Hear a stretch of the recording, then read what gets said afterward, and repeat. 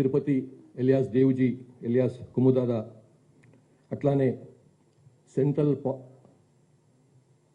Committee సభ్యుడు CCM అయిన మల్ల రాజిరెడ్డి సంగ్రామ్,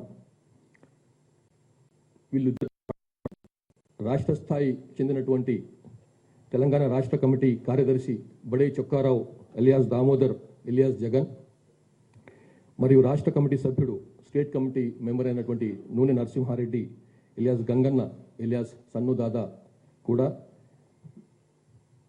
అజ్ఞాతాన్ని వీడి బయటికి వచ్చినారు. వారికి మేము అభినందనలు తెలుపుతున్నాం. వీరి యొక్క వివరాలు క్లుప్తంగా ఆల్రెడీ మీకు ఇచ్చినటువంటి నోట్లో ఉన్నాయి, కానీ వీక్షిస్తున్న వాళ్ళ కోసం అని చెప్పి వివరాలు. ఈ తిరుపతి జగిత్యాల జిల్లా కోరుట్లకు చెందినటువంటి వాడు. ఈ పాత కరీంనగర్ జిల్లా, ఇప్పుడు ఉన్నటువంటి జగిత్యాల జిల్లా కోరుట్లకు చెందినటువంటి వ్యక్తి. ఇతనికి ప్రస్తుతం 62 సంవత్సరాలు. ఇతను కోరుట్లో విద్య పూర్తి చేసుకొని తర్వాత మెట్రికులేషన్ తర్వాత కోరుట్ల ప్రభుత్వ జూనియర్ కాలేజీలో చేరినప్పుడు, తర్వాత కరీంనగర్లో ఇంటర్మీడియట్ చేస్తున్నప్పుడు ఆర్ఎస్యుతో సంబంధాలు ఏర్పడి ఆ విధంగా విప్లవ రాజకీయాల పట్ల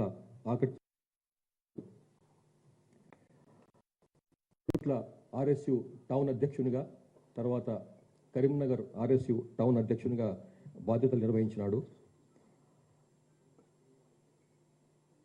78లో సిపిఎంఎల్ పీడబ్ల్యూ కంటే ముందు రూపం ఉన్నటువంటి సిపిఎల్ ఆర్గనైజేషన్ పెట్టినటువంటి జగిత్యాల జైత్యయాత్రలో పాల్గొని దాని ద్వారా ఆకర్షితుడైనాడు. ఇతను 1982లో సిపిఎంఎల్ పీపుల్స్ వార్లో జాయిన్ అయినాడు. 1980లో ఆ పార్టీని ప్రారంభించారు, అది మీకు తెలుసు. తర్వాత 1984లో ముప్పాళ్ళ లక్ష్మణరావు ఎలియాస్ గణపతి ఇచ్చినటువంటి సూచన మేరకు మల్ల రాజిరెడ్డి ఎలియాస్ సంగ్రామ్, తిప్పిరి తిరుపతి ఇద్దరు దండకారణ్యానికి వెళ్ళినారు. అక్కడి నుంచి పూర్తిగా దండకారణ్యంలో మహారాష్ట్రలో తన అజ్ఞాత జీవితాన్ని గడిపినాడు. గడ్చిరోలి జిల్లా కార్యదర్శిగా, తర్వాత బండారా డివిజన్ కమిటీ మహారాష్ట్ర స్టేట్లో దాని కార్యదర్శిగా అట్లా అతను పనిచేసి 2001లో కాంగ్రెస్ అక్కడ సెంట్రల్ కమిటీ మెంబర్గా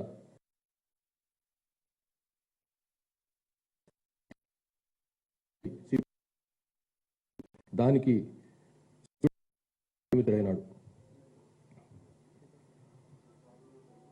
2017లో సెంట్రల్ మిలిటరీ కమిషన్ పూర్తి ఇన్ఛార్జిగా బాధ్యతలు నిర్వహించి ఇప్పటికీ అదే బాధ్యతలో ఉన్నాడు. మల్లోజిల వేణుగోపాల్ ఎలియాస్ సోను పార్టీ నుంచి బయటకు వచ్చిన తర్వాత సిపిఐ మావోయిస్టు పార్టీ యొక్క అధికార ప్రతినిధిగా కూడా వ్యవహరిస్తున్నాడు. ప్రస్తుతం పోలిట్ బ్యూరో మెంబర్గా సెంట్రల్ మిలిటరీ కమిషన్ ఇన్ఛార్జిగా ఉంటూ అజ్ఞాతం నుంచి బయటకు వచ్చినాడు. తర్వాత మళ్ళా రాజిరెడ్డి, వీరిది శాస్త్రులపల్లె గ్రామం, మంథని మండలం, పెద్దపల్లి జిల్లా, పాత కరీంనగర్ జిల్లా. ఇతను సెంట్రల్ కమిటీ సభ్యుడిగా పనిచేస్తూ ఉన్నాడు. ఇతను నార్మల్ వ్యవసాయ కుటుంబానికి చెందినవాడు. 1975లో రత్నమ్మ తన భార్యను పెళ్లి చేసుకున్న తర్వాత ఆమెతో పాటుగానే ఆమె కూడా అయినంబడే పార్టీలోకి వెళ్ళిపోయింది. తర్వాత ఆమె ఛత్తీస్గఢ్లో జరిగినటువంటి ఎన్కౌంటర్లో 1998లో మరణించింది. ఇతను 71లో ఇంటర్మీడియట్ పూర్తి చేసి 1974లో ఆర్ఎస్యులో జాయిన్ అయినాడు. మల్లోజిల కోటేశ్వరరావు ఎలియాస్ కిషన్జీ, అతను వెస్ట్ బెంగాల్లో ఎన్కౌంటర్లో మరణించినాడు. అతనితో కలిసి ఈ మార్క్సిస్ట్ లెనినిస్ట్ మావోయిస్ట్ ఆకర్షితుడై తర్వాత 1980లో సిపిఎంఎల్ పీడబ్ల్యూ ప్రారంభించిన తర్వాత బొగ్గుగనుల ప్రాంతంలో ఉద్యమ నిర్మాణానికి కృషి చేసినాడు. 1988లో అంతకుముందు అరెస్ట్ అయ్యి ఆదిలాబాద్ జైలు నుంచి తప్పించుకొని పారిపోయి, సబ్ జైలు నుంచి పారిపోయి 1989లో మళ్ళీ అజ్ఞాత జీవితం మొదలుపెట్టినాడు. సాగర్ నాయకత్వంలోని మంగి ఆదిలాబాద్ జిల్లా మంగి సాయుధ దళంలో పనిచేసినాడు. సరే, ఇవన్నీ డీటెయిల్స్. గడ్చిరోలిలో డివిజనల్ కమిటీ సెక్రటరీగా ఆ జిల్లా సెక్రటరీ పనిచేసినాడు. తర్వాత 87లో దండకారణ్య కమిటీకి అప్పుడు పెట్టినటువంటి పీడబ్ల్యూ పెట్టినటువంటి దండకారణ్య కమిటీకి తొలి కార్యదర్శిగా నియమితుడైనాడు. అంతకుముందు ఫారెస్ట్ కమిటీ కార్యదర్శిగా కూడా పనిచేసినాడు. 1990లో సెంట్రల్ కమిటీ సభ్యునిగా నియమితుడై దండకారణ్య స్పెషల్ జోనల్ కమిటీకి గైడ్ చేసేటువంటి బాధ్యతలు అతనికి అప్పగించారు. 2001లో మహారాష్ట్ర, కర్ణాటక, కేరళ, తమిళనాడు సంబంధించినటువంటి ఈ రాష్ట్రం కలుపుకొని సౌత్ వెస్ట్ రీజనల్ బ్యూరోను ప్రారంభించగా దానికి అతన్ని ఇన్ఛార్జిగా నియమించారు. తర్వాత 2007లో జరిగినటువంటి యూనిటీ కాంగ్రెస్లో అతన్ని పోలిట్ బ్యూరో సభ్యునిగా నియమించారు. అంటే టాప్ 5-6 అతను ఒకడన్నమాట. 2007లో కేరళ రాష్ట్రంలో సంస్థాగతపరమైనటువంటి కార్యక్రమాల కోసం పోయినప్పుడు అక్కడ అరెస్ట్ అయినాడు. జైలు నుంచి విడుదలైన తర్వాత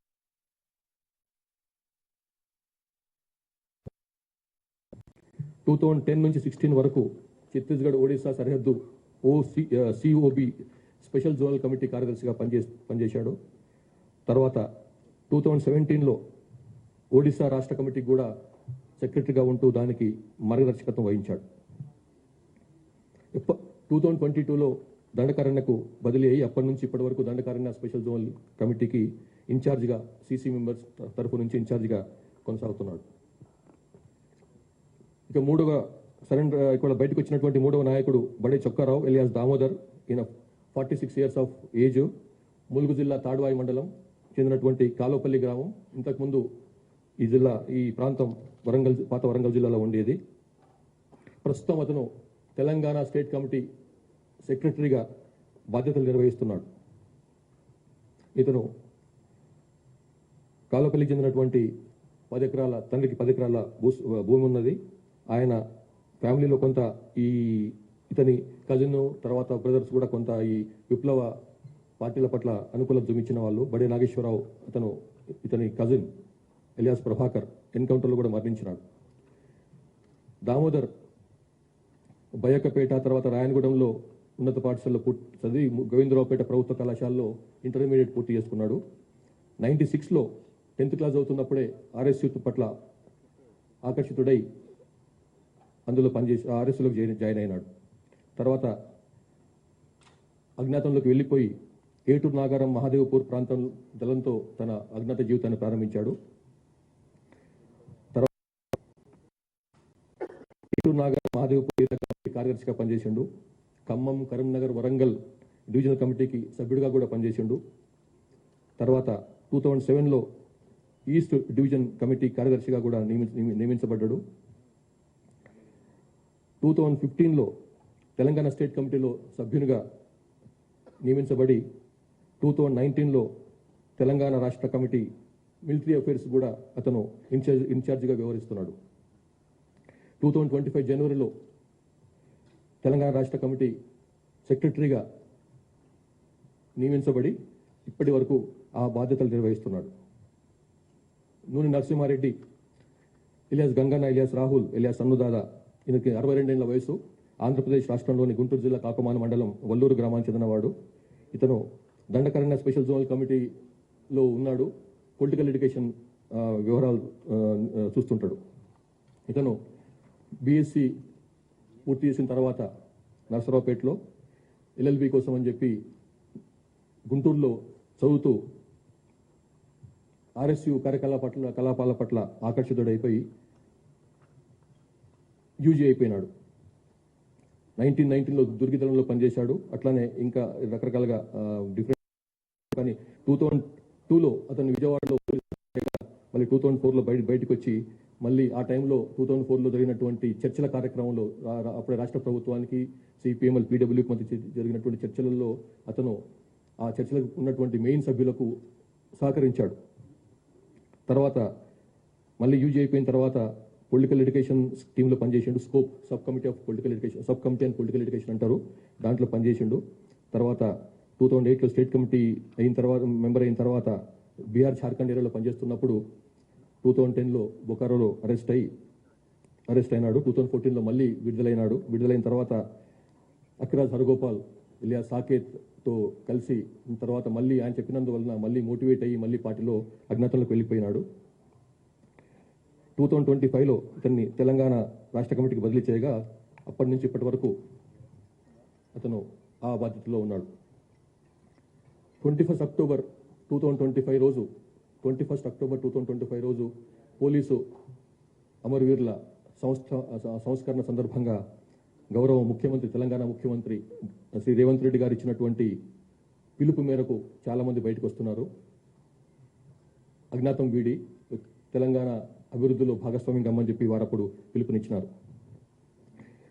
సరే వాళ్ళు బయటకు వచ్చిన దానికి వేరే కొన్ని కారణాలు చూపించినాము, అందులో క్లియర్గా ఉన్నాయి, మీరు చూసుకోవచ్చు.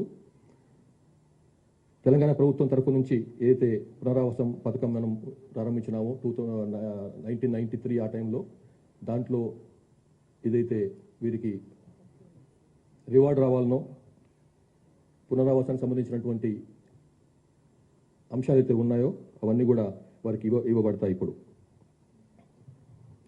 ఇందులో స్పెషల్ ఇంటెలిజెన్స్ బ్రాంచ్ ఐజీగా ఉన్నటువంటి శ్రీమతి సుమతి గారు, వారి టీం చేసినటువంటి అద్భుతమైన కృషి కారణంగానే వీళ్ళందరూ బయటకు వచ్చినారు. వాళ్ళని మెల్లమెల్లగా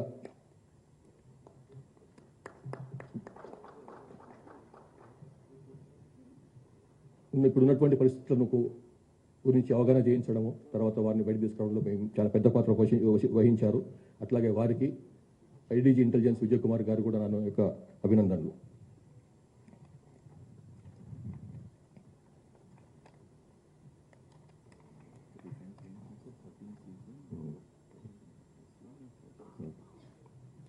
ఈ విధంగా 2025-26లో లాస్ట్ 2 yearsలో, ఇంకా 2 years కూడా కాలేదు, 4 CCMలు బయటకు వచ్చినారు. 16 మంది SCMలు, 26 మంది డివిజనల్ కమిటీ సభ్యులు అండ్ సెక్రటరీలు 26 మంది, అట్లా ACMలు ఆర్ ACSలు 85 మంది, పార్టీ మెంబర్స్ 460 మంది, మొత్తం 591 మంది లాస్ట్ 2 yearsలో వాళ్ళు బయటకు వచ్చినారు.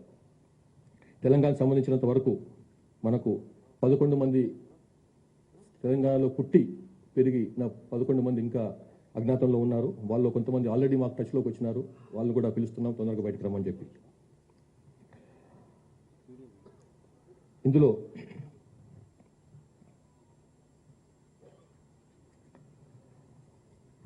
మళ్ళొకసారి రాష్ట్ర ముఖ్యమంత్రి గౌరవ ముఖ్యమంత్రి రేవంత్ రెడ్డి గారు ఇచ్చినటువంటి ఉన్నటువంటి వాళ్ళు తెలంగాణకు సంబంధించిన వాళ్ళు తొందరగా బయటకు వచ్చి ఈ ప్రధాన స్రవంతిలో ప్రధాన జనవాహినిలో కలవాలని చెప్పి మరొకసారి పిలుపునిస్తున్నాను. తెలంగాణ కోసం అని చెప్పి కాన్స్టిట్యూషనల్ మీన్స్లో, లీగల్ మీన్స్లో పనిచేయాలని చెప్పి వాళ్ళని కోరుతున్నాను. Thank you very much. yes ma'am, India, okay, ठीक है.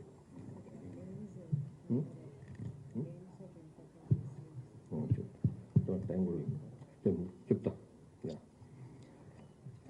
అవి ఒక్కసారి తెలుగులో ఇంకొక నిమిషం మాట్లాడిన తర్వాత చెప్తాను.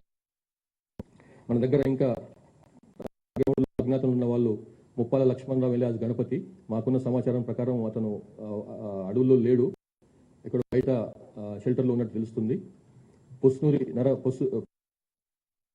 ఇతను టెక్నికల్ డిపార్ట్మెంట్ ఇన్ఛార్జిగా ఉన్నాడు, జార్ఖండ్లో పనిచేస్తున్నాడు. ముప్పిడి సాంబయ్య ఇలియాస్ సుదర్శన్